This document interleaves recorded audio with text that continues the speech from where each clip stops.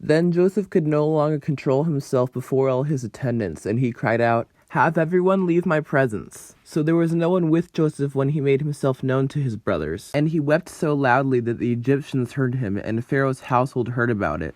Joseph said to his brothers, "I am Joseph. Is my father still living?"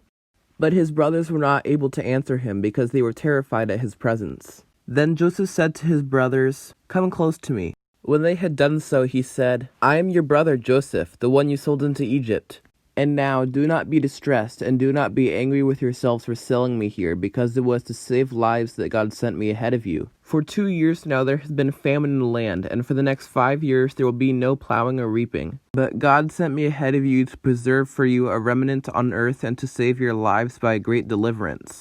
So then, it was not you who sent me here, but God. He made me father to Pharaoh, lord of his entire household, and ruler of all Egypt. Now hurry back to my father and say to him, 'This is what your son Joseph says. God has made me lord of all Egypt. Come down to me, don't delay. You shall live in the region of Goshen and be near me. You, your children and grandchildren, your flocks and herds, and all you have. I will provide for you there, because 5 years of famine are still to come.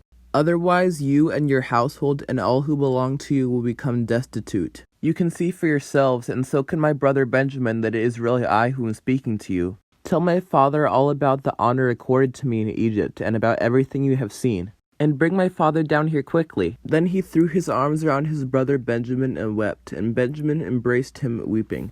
And he kissed all his brothers and wept over them. Afterward his brothers talked with him. When news reached Pharaoh's palace that Joseph's brothers had come, Pharaoh and all his officials were pleased. Pharaoh said to Joseph, "Tell your brothers do this. Load your animals and return to the land of Canaan, and bring your father and your families back to me. I will give you the best of the land of Egypt, and you can enjoy the fat of the land."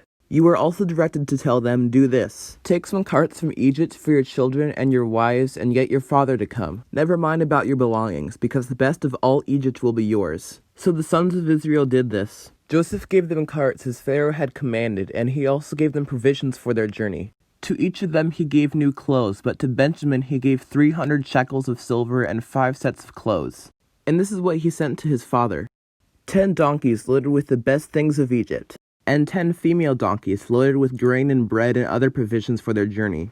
Then he sent his brothers away, and as they were leaving he said to them, "Don't quarrel on the way."